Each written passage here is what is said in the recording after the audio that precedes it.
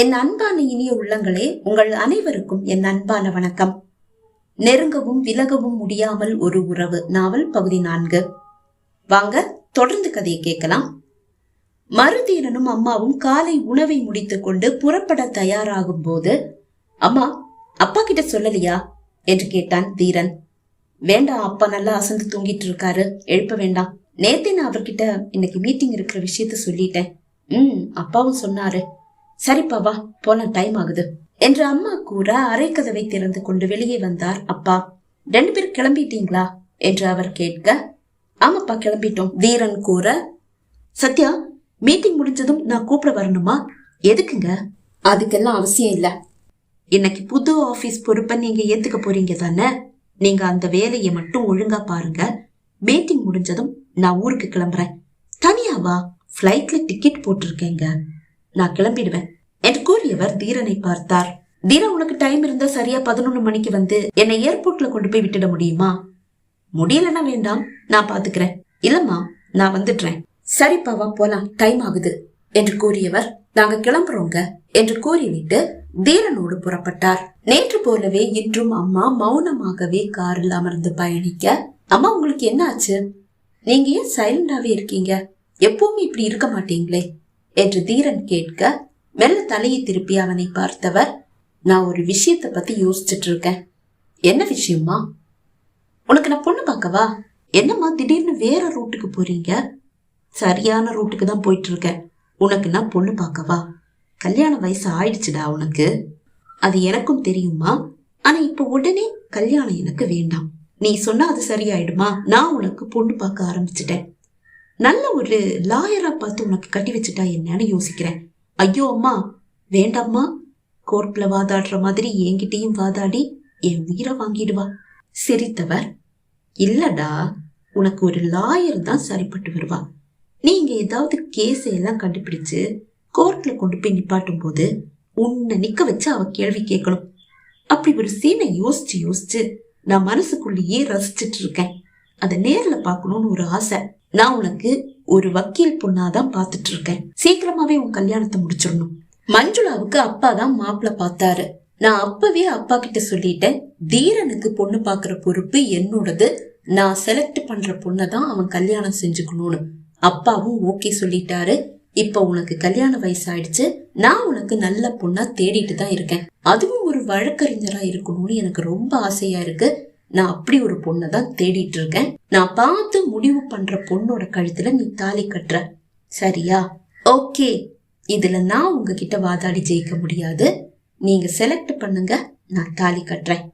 அப்பா இப்பதான் மனசுக்கு நிறைவா இருக்கு என்று கூறியவர் மீண்டும் சிந்தனையில் ஆழ்ந்துவிட, அம்மா மனதில் ஏதோ ஒரு பெரிய பிரச்சனை ஓடுகிறது என்று அவனுக்கு தோன்றியது. அம்மா நான் உங்ககிட்ட ஒரு விஷயம் கேட்கவா? என்னப்பா? உண்மையிலேயே அப்பா குடிக்கிறது தான் பிரச்சனையாமா? ஏன் அப்படி கேக்குற? முன்னாடி எல்லாம் உங்களை பார்க்கும் போது உங்ககிட்ட இருக்கிற அந்த உற்சாகம் என்னையும் தொத்திக்கும். ஆனா இப்ப நீங்க ரொம்ப டல்லா இருக்கீங்க. ஏதோ சிந்தனையிலேயே மூழ்கி கிடக்குறீங்க. உங்க மனசுல ஏதோ பெரிய பிரச்சனை இருக்கிற மாதிரி எனக்கு ஃபீல் ஆகுது. அதுதான் கேட்டேன். உண்மைதான், வேலையில கொஞ்சம் டென்ஷன், அதுதான் முகத்துல தெரியுது. மத்தபடி எனக்கும் அப்பாவுக்கு இடையில வேற எந்த பிரச்சனையும் இல்ல. எதுவும் இருக்கக்கூடாதுன்னு தான் நானும் நினைக்கிறேன். ஆனா உங்க முகம் என்கிட்ட வேற ஏதேதோ சொல்லுது. தனக்குள் கூறிக்கொண்டவன் அமைதியாக காரை முன்னோக்கி செலுத்தினான். காலை 9 மணி. தங்கள் நிறுவனத்தின் புது உரிமையாளர் கொடைவள்ளல் மனோபாலாவுக்காக அலுவலகமே அலுவலக வாசலில் பூங்கொத்துகளோடு காத்து நின்று கொண்டிருந்தது. கூட்டத்தோடு கூட்டமாக ரதிகாவும் நின்று கொண்டிருக்க, அதோ கேட்டை தாண்டி உள்ளே வருகிறது மனோபாலா சாரின் கார். கார் வாசலில் வந்து நின்றதும் காரில் இருந்து இறங்கியவருக்கு அனைவரும் பூங்கொத்துகளை கொடுத்து வரவேற்க, ரதிகாவும் பூங்கொத்தை கொண்டு வந்து அவரிடம் கொடுக்கும் போது வியப்போடு அவளை பார்த்தவர், மிஸ் ரதிகா என்று சந்தேகமாக கேட்க, எஸ் சார் என்றாள். அதை கேட்டு அனைவருக்கும் வியப்பு. ரதிகாவை சாருக்கு முன்னாடியே தெரியுமா? எப்படி தெரியும்? ரதிகா இதை பத்தி எதுவுமே சொல்லலையே. ஊழியர்கள் தங்களுக்குள் கேள்விகளையும் சந்தேகங்களையும் எழுப்புவது ரதிகா செவியிலும் வந்து விழுந்தது. ஆனால் ரதிகாவுக்கு கூட வியப்பாக தான் இருக்கிறது. தன்னை இவருக்கு தெரியுமா? எப்படி? அவளுக்கு புரியவில்லை தான். அனைவரும் புது உரிமையாளரோடு அலுவலகத்திற்குள் வந்தனர். தன் அறைக்கு செல்லும் முன் நீங்க ஒவ்வொருத்தரா என்னுடைய கேபினுக்கு வாங்க. உங்களுக்கு நான் ஒரு தேர்வு வைக்க போறேன். அதுல பாஸ் ஆகுறவங்க மட்டும்தான் வேலையில தொடர முடியும். முதல்ல ஆபீஸ் மேனேஜர் என்ன வந்து பார்க்கட்டும், அதுக்கு பின்னாடி ஒவ்வொருத்தரா என்ன வந்து பாருங்க என்று கூறிவிட்டு தன் அறைக்கு சென்றார். அவர் கூறியது போன்றே முதலில் மேனேஜர் அவரது அறைக்கு சென்றார். அவரிடம் ஊழியர்களை பற்றி எல்லாம் விசாரித்து அறிந்தவர், நீங்க கூட வேற கம்பெனியில வேலை தேடிட்டு இருக்கிறதா நான் கேள்விப்பட்டேன் என்று கூற, ஐயோ சார், இங்க சம்பளம் சரியா வரல. அதுதான். புரியுது. ஏதாவது இன்டர்வியூ அட்டென்ட் பண்ணி வேலைக்காக காத்துட்டு இருக்கீங்களா என்ன? No sir. சரி, நீங்க தொடர்ந்து இங்க வேலையை பார்க்கலாம். நீங்க போய் ஒவ்வொருத்தரையும் அனுப்புங்க என்று கூற, தேங்க்யூ சார் என்றவர் வெளியே வந்து ஒவ்வொருவரையாக அனுப்ப ஆரம்பித்தார். மனோபாலா சார் அறைக்குள் சென்று திரும்பும் சிலரது முகம் பிரகாசமாகவும் சிலரது முகம் ஒளி இழந்தும் இருந்தது. இறுதியில் தான் ரதிகா சென்றாள். அறைக்குள் வந்தவளை அமருமாறு கூறியவர், உங்களுடைய திறமைய பத்தி மேனேஜர் சொன்னாரு. உங்களை பத்தி அவரை விட எனக்கு ரொம்ப நல்லாவே தெரியும். நீங்க தொடர்ந்து இங்கேயே வேலை பார்க்கலாம் என்று ஒரே வார்த்தையில் முடித்துக் கொண்டவரை வியப்போடு பார்த்தவளின் மனதில் மருதீரனின் அப்பா மனோபாலா ஒரு சிம்மாசனம் போட்டு அமர்ந்து விட்டார். தேங்க்யூ சார் என்றவள் மகிழ்ச்சியோடு வெளியே வர, ஒளி இழந்த முகத்தோடு அமர்ந்திருந்தவர்கள் அப்போதே தங்கள் பேக்கை எடுத்து தோளில் மாட்டிக்கொண்டு கிளம்பிவிட, புறப்பட்டு விட்டவர்களில் அவளுக்கு நெருக்கமான ஒரு பெண் ஊழியர் இருக்க, ஏன் நீங்களும் கிளம்புறீங்க என்று கேட்டாள் ரதிகா. நாங்க நம்பகமானவங்க இல்லையா, எங்களை வேற இடத்துல வேலை பார்த்துக்க சொல்லிட்டாரு. நம்பகமானவங்க இல்லையா? ஆமா, இந்த கம்பெனி நஷ்டத்துல ஓடும்போது சரியா சம்பளம் கூட வராத நிலையில வேற இடத்துல வேலை தேடுனது தப்பாம். நீங்க கொஞ்சம் பொறுமையா இருந்திருந்தா இந்த கம்பெனிலேயே ஊதிய உயர்வோட வேலையில தொடர்ந்து இருக்கலாம்.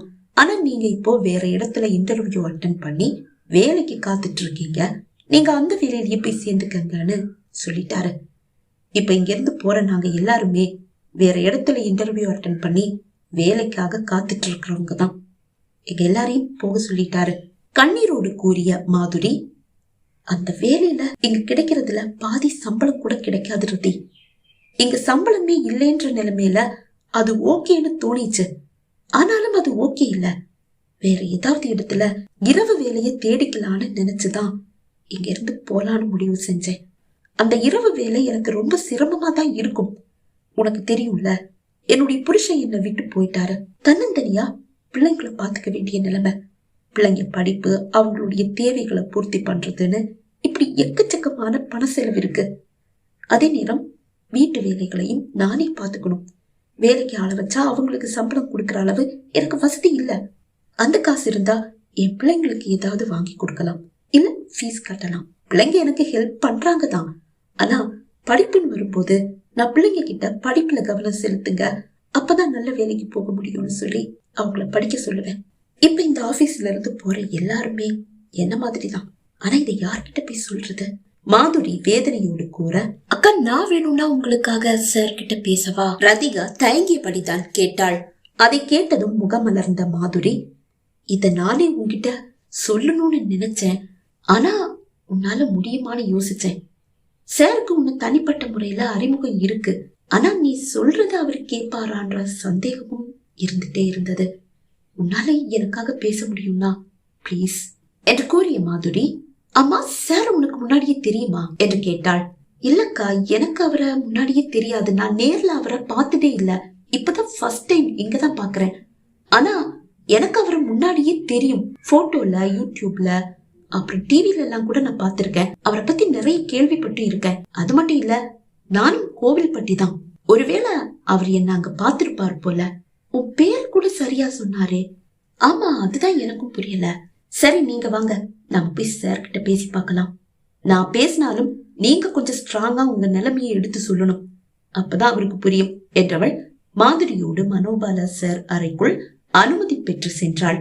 இருவரையும் ஒன்றாக பார்த்தவர், சொல்லுங்க, என்ன விஷயம் என்று கேட்டார். சார், மாதுரி மேம் ரொம்ப சிரமப்படுறாங்க. இங்க சம்பளம் சரியா கிடைக்காத காரணத்தாலதான் வேற இடத்துல வேலை தேடிக்கிட்டாங்க. கணவர் இல்லாம தனியா 2 குழந்தைகளை வச்சுட்டு கஷ்டப்படுறாங்க. பிளீஸ் சார், இவங்களுக்கு இங்கேயே தொடர்ந்து வேலை பார்க்கிற ஒரு வாய்ப்பை கொடுத்து உதவுனா நல்லா இருக்கும் சார். பிளீஸ், இவங்க ரொம்ப திறமையானவங்க. இவங்க மட்டும் இல்ல சார், நீங்க இங்க இருந்து அனுப்புன எல்லாருமே ரொம்ப திறமையானவங்க தான். அவங்க எல்லாரையும் கூப்பிட்டு இந்த 1 மாசம் மட்டும் அவங்களுக்கு வேலை கொடுத்து பாருங்க சார், ப்ளீஸ் சார். ஓகேம்மா, நீ இந்த அளவு பறிஞ்சு பேசும்போது இவங்க உண்மையிலேயே ரொம்ப திறமையானவங்கன்னு எனக்கும் தோணுது. திறமையானவங்களே தான், ஆனாலும் வேற இடத்துல வேலையை தேடிக்கிட்டாங்கல்ல, அதனால நம்பிக்கையானவங்களா இருக்க மாட்டாங்கன்ற ஒரு சந்தேகத்துலதான் நான் இவங்கள மாதிரி கொஞ்சம் பேரை வேலையில இருந்து அனுப்பிட்டேன். சரி, உனக்காக இப்ப வேலையில இருந்து அனுப்பின எல்லாரையுமே நான் திருப்பி கூப்பிடுறேன். அவங்க இங்க வேலை பார்க்கட்டும். திருப்தியா இல்லைன்னா எல்லாரையும் அனுப்பிடுவேன். அதை கேட்டதும் ரதிகா, மாதுரி இருவரின் முகமும் மலர்ந்தது. பியூனை அழைத்த மதுபாலா சார், இப்ப இங்க இருந்து வெளியில போறாங்கல்ல, அவங்களை எல்லாரையும் வர சொல்லுங்க என்று கூறிவிட்டு மாதுரியை பார்த்தார். எங்க பாருமா, நீ இங்க முன்னாடி பார்த்த வேலையை தொடர முடியாது. அந்த இடத்துல நான் என்னுடைய மதுரை ஆபீஸ்ல இருந்து ஒரு பொண்ணை வேலைக்கு போட்டிருக்கேன். அந்த பொண்ணு ரொம்ப திறமையான பொண்ணு, நாளைக்கு வந்து ஜாயின் பண்ணிடுவா. சட்டென்று மாதுரியின் முகம் ஒளி இழந்தது. பயப்பட வேண்டாமா, நீ இப்போ இங்க எந்த சம்பளத்தை வாங்கிட்டு இருந்தியோ அதை விட 5000 ரூபாய் ஜாஸ்தியாவே சம்பளம் கொடுக்கறேன். ஆனா வேலையில தான் மாற்றம். உன்னை என்னுடைய செக்ரட்டரியா நான் வேலையில சேர்த்துக்கிறேன். செக்ரட்டரின்னு சொன்னா என்ன வேலைன்னு தெரியும்ல? தெரியும் சார். சின்ன சின்ன வேலையில இருந்து என்னுடைய மீட்டிங் டைமை எனக்கு தெரியப்படுத்துறதுல இருந்து என்னை பார்க்க வர்ற பெரிய பெரிய விஐபிஸ கையாளுற பொறுப்பும் உங்களோடதுதான். எல்லாம் பர்ஃபெக்டா பண்ணிடுவீங்கல்ல? கண்டிப்பா சார். உங்க பெர்ஃபார்மன்ஸ பார்த்துட்டு நான் ஊதியத்தை ஏத்தணுமா வேண்டாமான்னு முடிவு பண்ணுவேன். Thank you sir, thank you so much. Okay, நீங்க போய் உங்க வேலையை பாருங்க. இருவரும் மகிழ்ச்சியோடு அறையிலிருந்து வெளியே வர, வெளியே சென்ற ஊழியர்கள் அனைவரும் மலர்ந்த முகத்தோடு தங்களுக்குள் ஏதோ பேசியபடியே உள்ளே வந்து கொண்டிருந்தனர். பகுதி 4 நிறைவடைந்தது. பகுதி 5 உங்களை சந்திக்கும் வரை விடைபெறுகிறேன். நன்றி, வணக்கம்.